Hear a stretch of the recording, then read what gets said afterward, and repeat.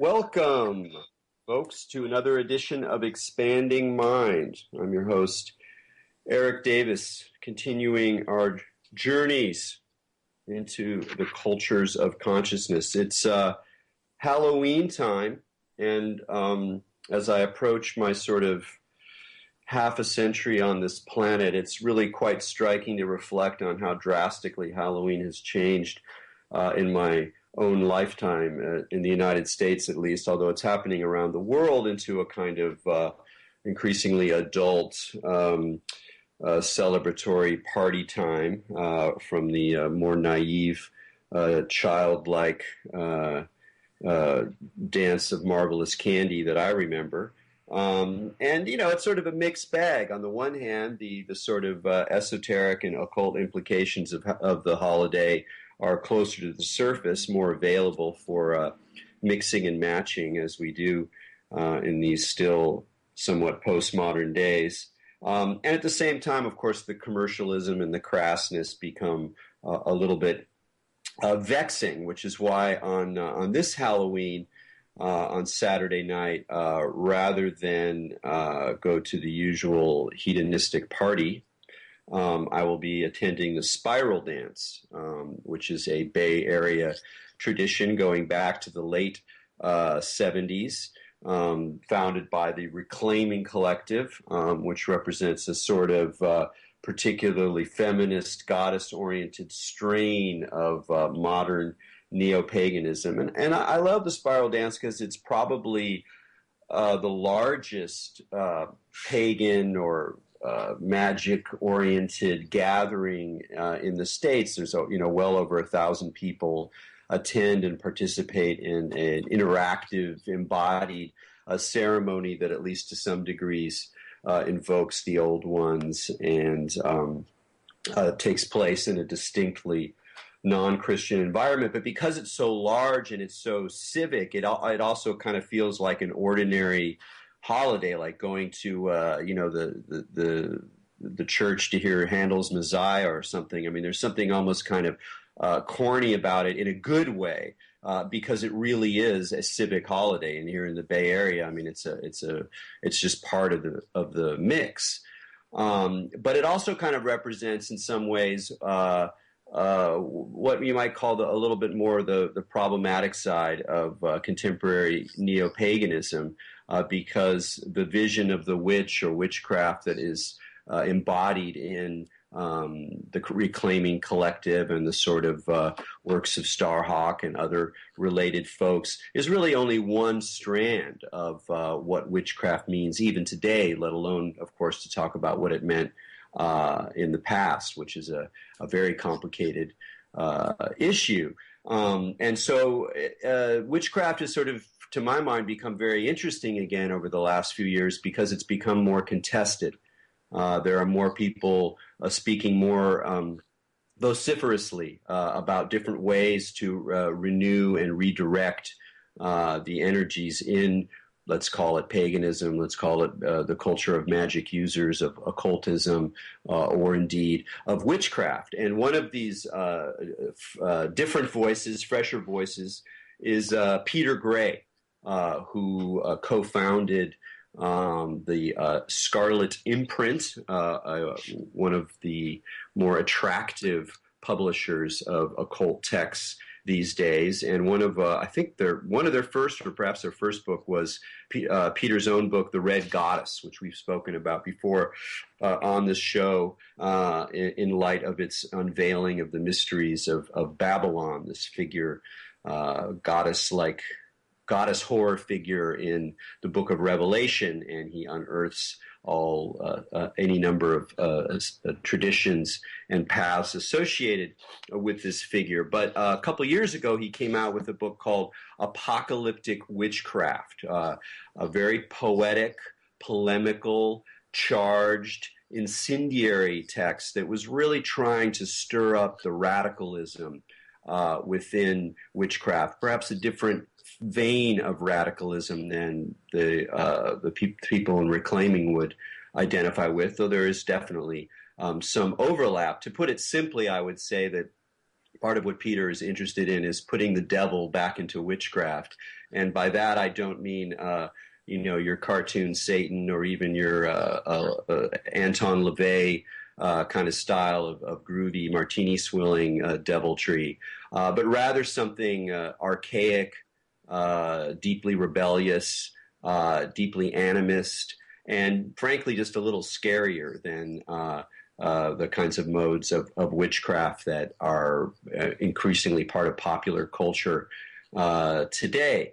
So, and then recently, so that was quite a wild ride, and again, quite controversial in the always vocal world of paganism and occultism.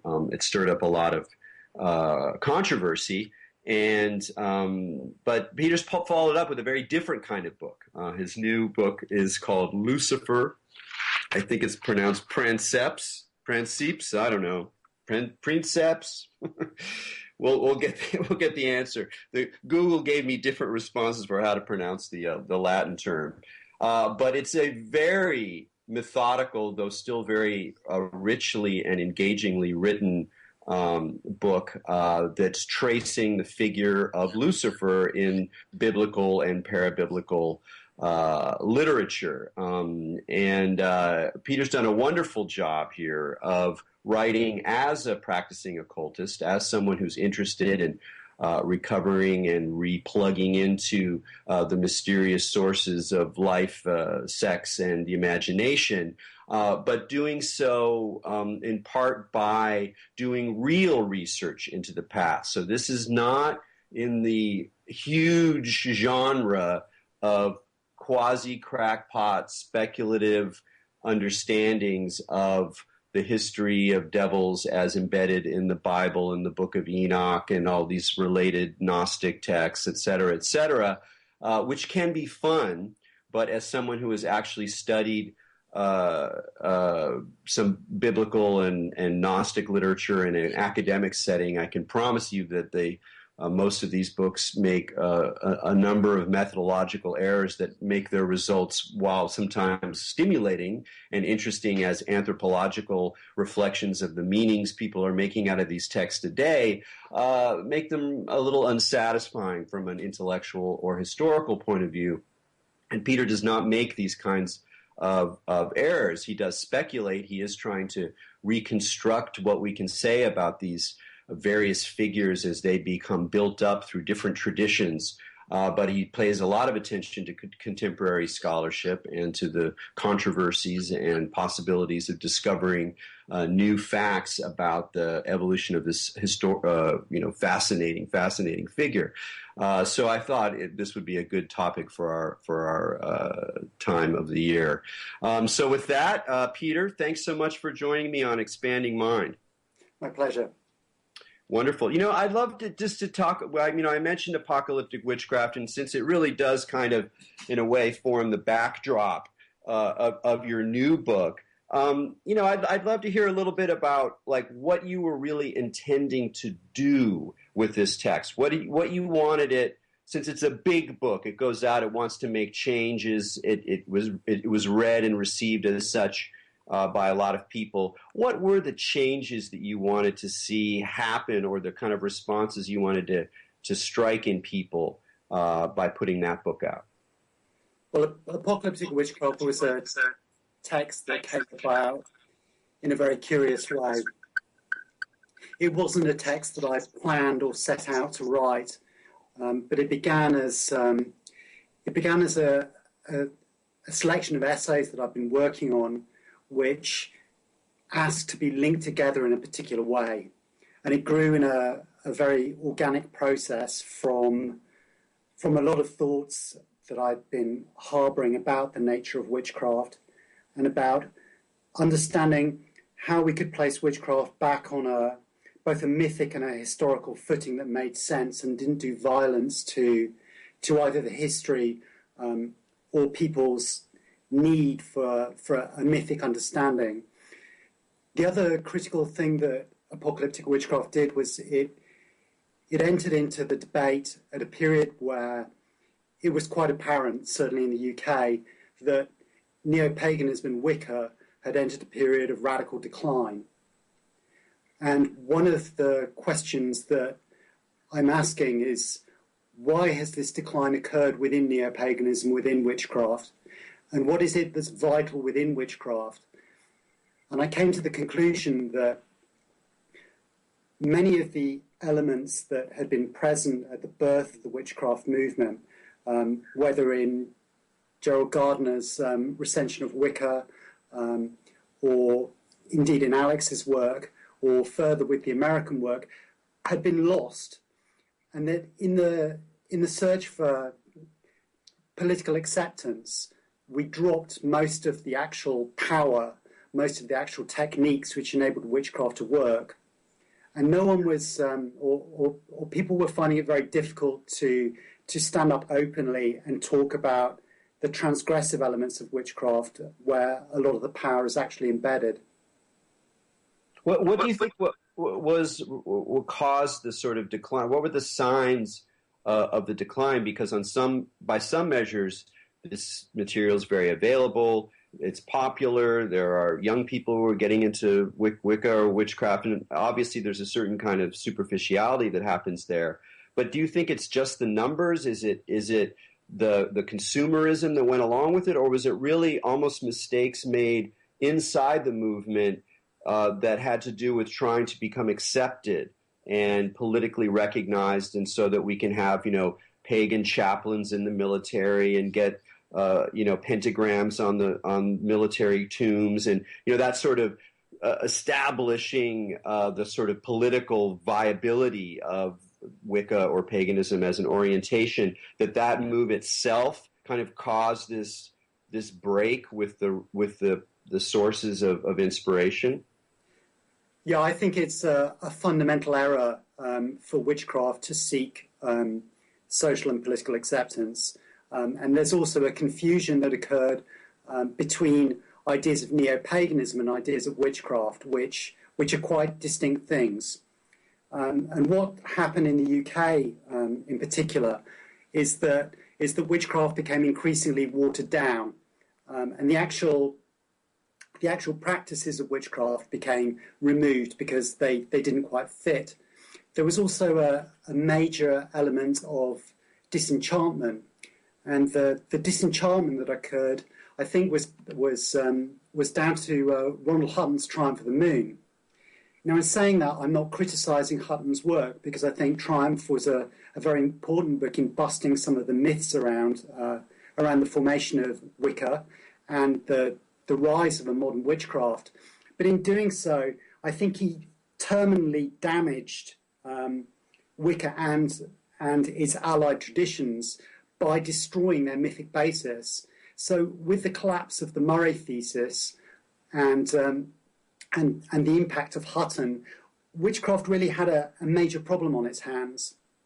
So rather than being, as Hutton describes it, the first religion that England has given to the world, I think that we will see in retrospect that Wicca was a brief 40-year period, which is now coming to an end as the elders of the craft die, and the youth who we talk about coming up, which is an encouraging sign, are drawn to other aspects and other versions of the craft. In fact, most people that you see are trying very hard to distinguish themselves and to separate themselves from the excesses of neo-paganism, and they're looking towards, often out of rebellion, a darker, but certainly a more potent version of witchcraft, one that's based on spirit contact, one that's based on spell work, one that's based on being effective in the world, rather than a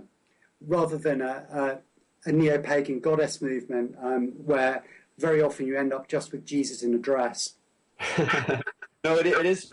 It's been remarkable also in the somewhat different, but not entirely different situation in the United States, where how neo-pagan as a term has become more negative, and numbers of different groups, including Reconstructionist groups that are like super based on scholarship and trying to just be very, very clean. Some of whom are also very unmagical in their approaches. There are interesting forms of pagan reconstructionism where many of the people are basically just sort of doing it almost like out of some interest in history or reconstruction itself, and maybe have no interest in magic, or very little interest in magic rather than ritual. And then on the other side, as you're pointing towards, there's a kind of a rise of a more, I might say, feral or intense kinds of forms that have a left-hand side, that look at the kind of, happy hippie aspect of neo-paganism, or indeed the emphasis on the goddess that we see in the West Coast, particularly with reclaiming and with Starhawk and other traditions, that really the West Coast is responsible for putting that particular kind of feminist stamp on what is feminist in a variety of different ways kind of current. So it's a fascinating period. Now, the question I have for you, and maybe it's a little tricky one, is that on the one hand, if there's a desire to restore a more vital, vibrant, intense, in-your-face kind of witchcraft, on the one hand, and an avenue towards that is intense experiences and the kind of poetic, mythic, spellcraft, invocational language that can surround intense experiences. In a lot of ways, that's what you were doing with apocalyptic witchcraft. You were using language in a very poetic, vibrant way to, stir up, to charge, to energize, to suggest, to poetize possibilities, and to call for a kind of return to the body, return to animism, return to engagement with the world we're actually living in, including this very, apocalyptic political, ecological situation, and the whole implication of being on the side of the earth in the face of civilization. So that's a whole very powerful thing, which, we can talk about. I want to talk about. But at the same time, then in your new book, what you're doing is going back to history. And you're going back to history not like most, or let's just say a lot of pagan or witchcraft writers have done, where you kind of pick and choose those elements that seem most suggestive and then weave a new speculative fiction out of these chunks. Instead, you're actually going and doing the hard work of reading all the scholarship and the boring little wars that are kind of interesting and kind of very nitpicky, and really diving into history as a source, but not just as some new speculative myth that we can weave. So what do you think is the role of going into biblical texts, parabiblical texts, other texts of antiquity, and doing the historical scholarship? What role does that play in recovering and rejuvenating witchcraft or magic work as a source of vital meaning in our era today? Big question. There's certainly a requirement for modern magic and witchcraft to find new ways and strategies to engage with the vast amount of new information which is being provided to us by the patient work of historians. And I think that's something that Lucifer in particular set out to do. It set out to say we need to be engaging with this new information which comes to us, otherwise all that we're doing is accepting our tradition on hearsay. So Lucifer began with me asking myself the question of where did Lucifer come from? What is Lucifer? Who is Lucifer? Rather than simply relying on experience. So I could have said, how long ago would it be now? Probably 20, 25 years ago, when I had my first encounter with Lucifer, almost in the way that you'd have a frame cut into a movie.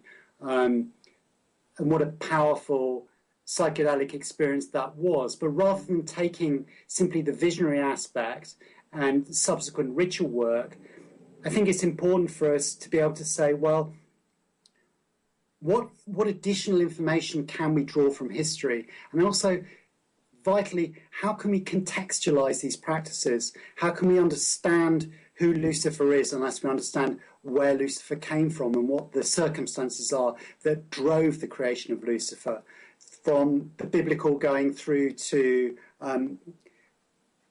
the Romantic period and the burst of literature around then, which didn't come out of nothing. It didn't come out of a desire for people to create poetry. It came out of solid economic changes. It came out of the demands of the environment. And I think what's important with witchcraft and with magic is to, whilst being able to do the history and be able to learn from the history, we also have to understand what it means to practice magic and witchcraft now, what these symbols mean now.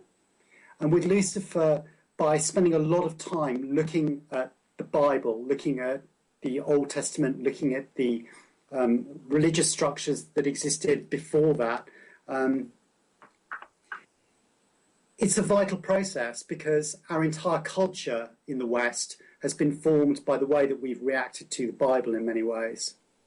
So it's very strange for witches, for example, not to be familiar with the King James Bible, because the King James Bible has had such a huge cultural effect. And in fact, when you understand how to read history, it then enables you to extract technology in terms of ritual approaches, in terms of spirit approaches, in terms of invocatory passages. So rather than seeing history as something which is dead and gone, there are ways that we can then cut that into our current experiences and build on it, rather than just starting from personal gnosis and ending up just in wish fulfillment world.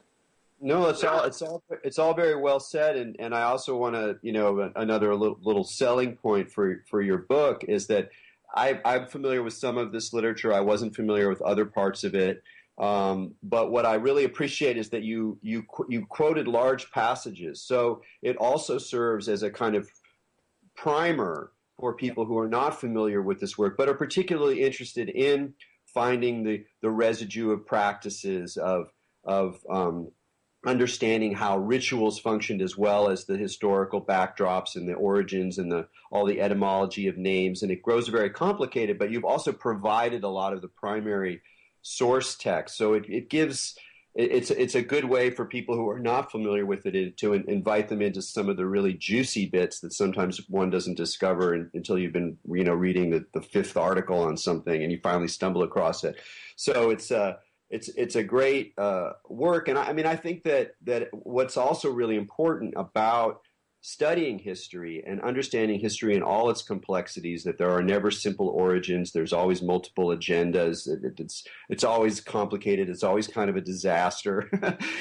Is that it also communicates to oneself in our moment now to stay awake to all those processes in our moment. There's a tendency of people, I think, when they want to find a kind of mythic out from the consternation and the depression of modernity, that they kind of sort of forget that they are also political actors all the time, and that the same kinds of tensions are going on, and particularly when you sort of acknowledge that the civilizational crisis that we're going through right now, one of the peculiar things about it is that it's so vast that it stretches not just across the globe in our moment, but it stretches back in time. And indeed, we can see how the origins of the crisis that we're in now go all the way back thousands of years, perhaps to the beginnings of agriculture, perhaps even earlier, but certainly once you get around to civilizations and states. So suddenly the whole story of civilization and the role of gods and rituals and ancient goddesses and pre-agricultural rites,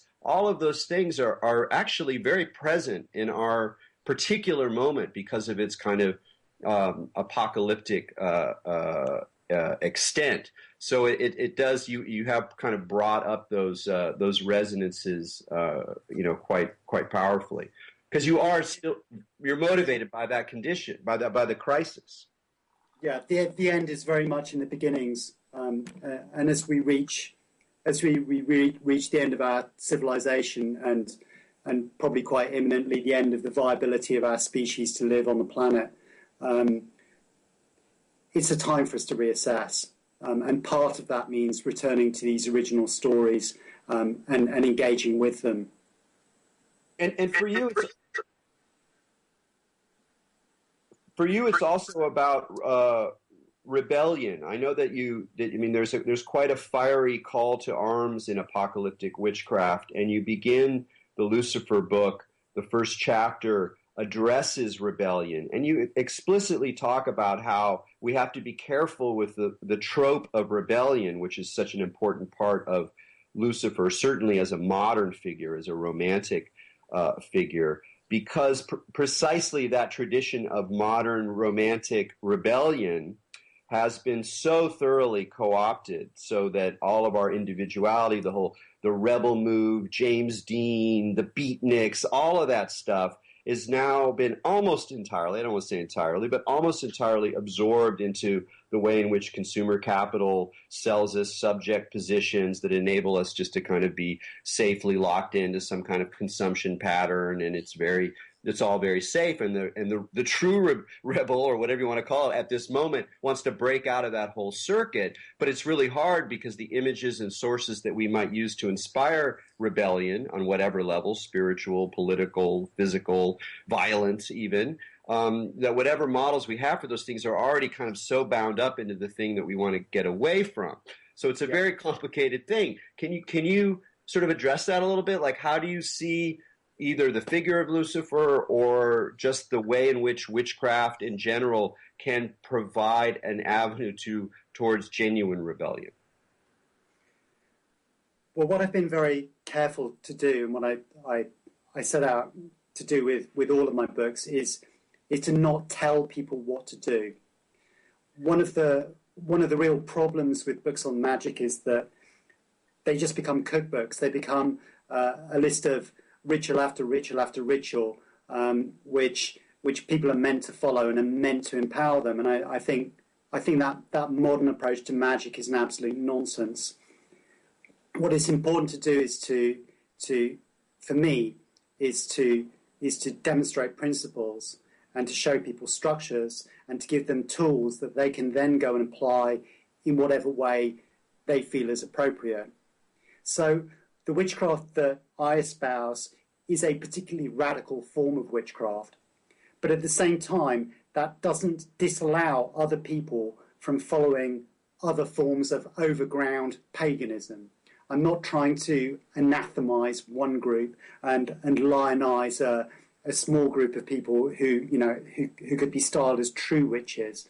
I think there are many ways that people can respond to this material, but the number of people who practice witchcraft rather than paganism in a culture is always going to be extremely small. And I think what we're seeing at the moment is that the larger number of people, the neo-paganism that's grown up, is dying away because people have no need for it. But a new form of witchcraft is forming within particularly radical communities because these people have been completely alienated. When we talk about the end of things and we talk about the youth coming through, this generation of youth have been completely sold out by their elders. And by that, I also mean the elders within paganism and witchcraft who failed to respond effectively to the changes globally, firstly with the major crisis being the environment.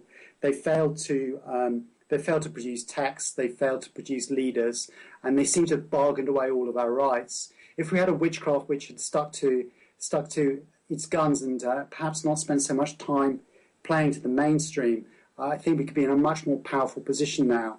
Whereas within culture, witchcraft is still largely ridiculed. We're not taken seriously, and the reason that we're not taken seriously is so many people act like fools within it. So I want to just clarify the terms here a little bit for folks. If you could, since I think we've got a pretty good sense of what we mean by neo-paganism now. It's just it's the larger, rather pop culture of mix and match elements of New Age, elements of goddess spirituality. Certain forms that are drawing from what we would call Wicca or modern witchcraft movements. Mixed together, and the kind of thing that I will experience on Saturday night at the Spiral Dance. Now you want to, and I understand why, but I want you to clarify what is this witchcraft that is sort of separate and different than that, and particularly how do you distinguish that, perhaps in a less, not in so much of a negative way, but just from forms of Wicca, calling the four elements and some kind of Celtic thing or whatever that is part of neopaganism. What is the specific current, even as a minor radical current of witchcraft? What does that look like? I think we'll know in 20 years. I think that the new form of witchcraft is something which is very much emergent. It's something that I see occurring in very small communities. It's trying to reach back to the roots of the things which worked within even the origins of Gardnerian witchcraft, which means the use of techniques which work. So the use of entheogens, the abandoning of preposterous ideas such as the law of threes, the active understanding that witchcraft can act in the world, and that means cursing. That also means healing. That also means shutting the fuck up, which I know I'm in a slightly ambiguous position with, because as a writer and publisher, I'm in the open. But my counsel to most people would be to actually not advertise the fact that they're practitioners of witchcraft. Traditionally, that would be a very unwise thing to do. And the way that the world is changing, I think it might become an unwise thing again. Cool. Well, I want to ask you more about that, but we're going to take a break right here. You're listening to Expanding Mind with Erik Davis. We're talking with Peter Gray, author of Apocalyptic Witchcraft and Lucifer, Princeps. How do you pronounce that? How do you pronounce it? Well, I'd say Princeps, but I didn't go to a school which taught Latin. Yeah, me neither.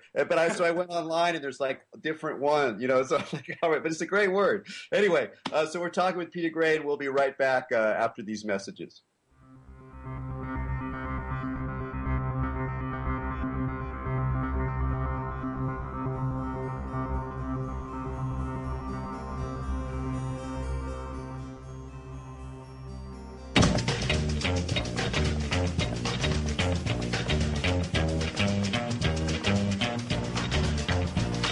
You're listening to PRN, number one for progressive minds.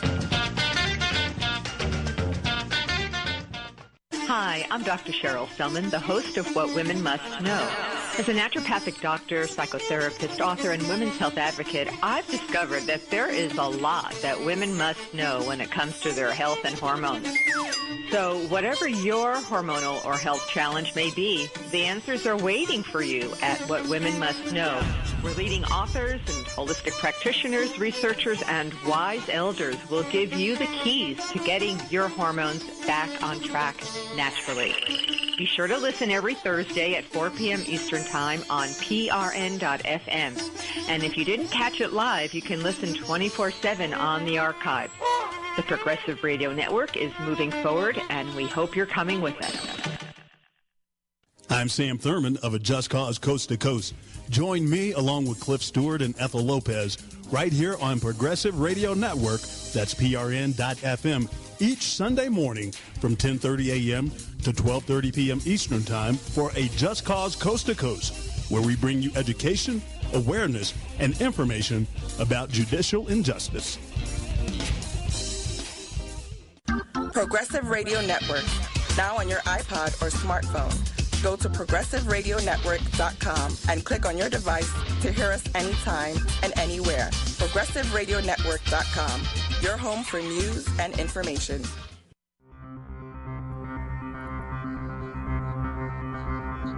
Welcome back to Expanding Mind on the Progressive Radio Network. I'm Erik Davis. We're talking with Peter Gray about Lucifer. Well, let's talk more about Lucifer. One of my favorite lines in the book is you emphasize a number of times that the search for origins is a fool's game. And this is so important for people who are looking into the past, particularly for the sources of myths and practices. That it's almost always multiple, but in this case, it's actually kind of a plus because the origins are legion in that intentional echo of I think it's the Gospel of Mark, where the devils that are being chased out of the sick man are legion, and they declare themselves as such. That there's something actually about the manyness of these origins that inheres in the figure. And with someone like Lucifer or the devil or Satan, all of these things are all they're overlapping and splitting apart at the same time. You really uncover a lot of these multiple strands, the scapegoat, or early goddess cults, giants, heroes, the dead, all of these different kinds of figures that get woven in to Lucifer. So I thought, I don't know, might be interesting just to talk about a couple of the more sort of, notable ones. For example, you point out the way that in the beginning, in the book of Genesis, that our whole notion of the serpent as the devil, as Satan, is already kind of a construct of later interpretations, and that indeed we're all part of this act of trying to reconstruct and reinterpret that's always going on. It's always political. There's always different agendas going on. So when you turned to the story that most of us know so well, the Garden of Eden story, what did your sort of historical unearthing uncover about the figure of the serpent and what it tells us about the sort of gnosis of Lucifer? Well, the serpent was quite a revelation to me. When I approach these things, I don't go in with an angle. I don't have a theology that I'm trying to follow. So most people understand the serpent as being a satanic figure, whereas what they're in fact doing is they're reading what appears to be a late understanding of the text, in that the serpent in the Garden of Eden was particularly satanized as a method to counteract the teachings of the Gnostics, who were proposing a whole variety of different valencies for the serpent and the serpent as redeemer, and so satanizing the serpent is very much what we've inherited. But beneath this layer, when the serpent was pressed into this form, there appears to be an earlier reading, and the earlier reading is that the serpent figure is connected to Asherah, the consort of Yahweh. And what's happened within Judaism is that the idea that Yahweh had a consort has been completely removed from history, to the extent that even artifacts have been destroyed that demonstrate that relationship ever having existed. There's a lot of shady things that happen in archaeology, and in biblical archaeology, and in Israel, where things are so highly politicized, even more so. So what we see in the Garden of Eden with the tree, or pole is the same word as we have for the goddess Asherah. So when we see the tree in the garden, the tree in the garden is actually an image of the goddess Asherah. Now, the goddess Asherah can also be represented as a serpent. And what we see with the figure of Eve, who receives the apple from the serpent, the word for Eve, I apologize for my bad Hebrew, is Chava. Now, this word, the roots for this word, are the same as serpent, life, and breath. So when you see Eve in the Garden of Eden, she's both the serpent and Eve, and she's both life and breath. And what Eve does is Eve offers up the apple, which is both a symbol of sex and also a symbol of bestowing kingship. And when she offers up this gift, she's offering up the gift to figure who, when he receives kingship, divine kingship from the goddess, becomes fallen. So the transformation that occurs in the figure of Adam is that Adam goes from a divine state that we could call David, and he then becomes Solomon. So what's happening with the famous scene in the garden is, in the earliest reading, it's anathemizing the idea that the goddess bestows kingship and that kingship flows down through a goddess. But that reading, with the destruction of the Asherah cult and with the destruction of the ideas of kingship and outside of the ancient Near East, has become superfluous. And when those symbols lost that sense of meaning, they were replaced by the idea of the serpent figure as Satan, because Satan had to be invented and forced back into theology, because as a figure, he's a confluence of a whole variety of other aspects, in particular the opposer figure in Job. And as we enter the New Testament, where we're meant to think that Jesus is some groovy liberal figure according to modern Christians, when nothing could be further from the truth, Jesus' mission depends very much on violent exorcism, on expulsion, and that requires again the Satan figure. So the Garden of Eden is very much a story of a political flux, and by being able to reach back to this earlier strata, we can perhaps connect with some of the original ideas behind kingship and also behind witchcraft, because here we have a goddess figure who is initiating and bestowing kingship upon the male initiate. Yeah, it's wonderful. One of the things I also like to do is that on the one hand, you challenge some of the typical histories that we've received, because even many of the scholars have their own religious agendas, and so certain possibilities in the text get overwritten and sometimes actively excised. But in your book, you're also taking on more, let's call it occult or pagan histories or reconstructions of these truths as well. You're taking on people who, for example, look at the Book of Enoch, which are these apocalyptic revelatory texts written after the Old Testament, but often thought of as being representing an earlier form.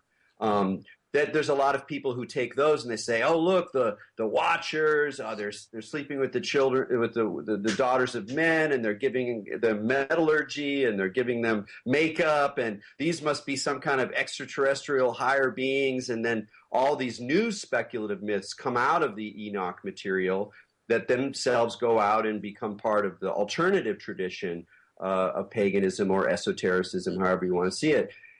But there are also problems you have with that kind of zone. What is it about the way that the Enoch material has been interpreted by a lot of people who are interested in magic and in the occult that troubles you, and that that you want to challenge? The Enoch material is rife for misreading, largely because people never place any of the works in context. They simply take the text as something that you can begin with and then free associate from. And when that begins to enter into very late discourses on witchcraft, it also can enter into a very elitist blood theory, where only certain lines of blood from Enoch have flowed down to individual witch cults, and that's a complete nonsense. It's a very, very late idea, and it's one that I think tends to a very unhealthy elitism. But what's useful about the Enoch material for witchcraft is this concept of spirit congress being at the heart of the mysteries. And I think that's an important thing that can be rescued from it. That one of the critical aspects within witchcraft, and certainly which informs the witchcraft of the Middle Ages, is the highly sexual nature of witchcraft and the relationship of these teaching spirits with human women, and to a lesser extent men. I mean, very often you find that in Europe these are folk traditions. These are examples of spirit contact that have been overwritten with a very Christian dialogue, and I think there's something of great interest there.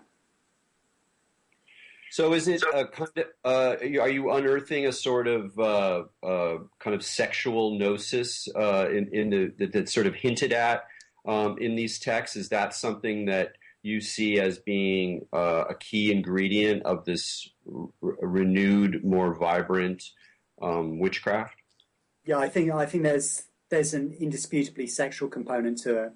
Whether you're looking at the early material or whether you're looking at the way in which witchcraft has been perceived and attacked as it was constructed by the demonologists and by the church, in particular an attack on the sexuality of women and on women's sexual response. There's a very misogynist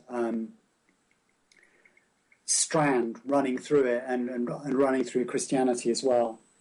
And I think that witchcraft needs to rediscover its connection to sex and to sexuality, and that's something that has faded away. Yeah, that's interesting. Could you talk about that fading awayness? Because on the one hand, I understand. I think I know what you mean. On the other hand, I would still, I have in my head all the voices of all these people I know, people I go to PantheaCon with, people who would be at the Spiral Dance, et cetera, who would all say, "What are you talking about? This is sex and sexual energies are fully in the heart of the kind of practice that we're having." And I don't think you would disagree with that necessarily, but there's something else that you're pointing towards that without going into ritual detail. But yeah, I think it is interesting to hone in on what it is in that is potentially renewing.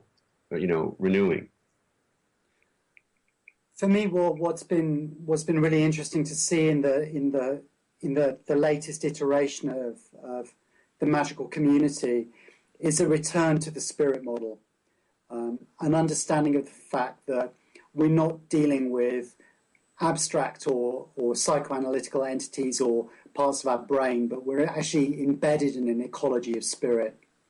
And the ecology of spirit which we're embedded in is also the physical ecology and the landscape and the plants and the animals and the weather. And these spirits and the ability of humans to interact with and learn from spirits, which is often a highly sexual form, is at the heart of what witchcraft means. I really like that, and it's something you talk about at the end of Apocalyptic Witchcraft, where you're really saying that one of the sort of secret ingredients that we need, or that should be part of this kind of practice, is animism. And I'm really interested in that category because there's something wrong about it. Like, people don't want to admit that. They don't want to go too far. Animism is the symbol of the benighted, of the, yes, we can be mythological, we can appreciate these energies, but we can't be animist. That's too much. It's too far. And I'm interested in that too far, that too much, because I think it holds a lot of, it's almost itself, like, to be able to stand up and affirm some kind of animistic world where all these objects and processes that I encounter, not just in the natural world, but also in the human constructed world, because metallurgy is part of it, objects are part of it, manufactured things are part of it, that they're all alive, they're all agents, they all have something to say, is so wacky and challenging and radical and potentially transformative, that it's almost like itself a kind of initiation that we need to go through in order to become genuinely ecological beings at this point in history, when that's all that's really going on, when that's the story. It's not about what's going on in my head. It's not about what's going on in my little circle of human community. It's about the waking up to the terror and beauty of our radical embeddedness in all of these processes, historical, physiological, cosmic, et cetera, and that the radicalism of animism, I think, is something that you you also really see and is an important part of your vision. How did you come to that? How does that? Well, we only have a few minutes, 5 minutes or so left. So I'd love to hear you talk a little bit about what animism means to you. Well, it's a lived experience. It's something that I think I've been fortunate in that I've spent a lot of my life in the wild or seeking out the wild.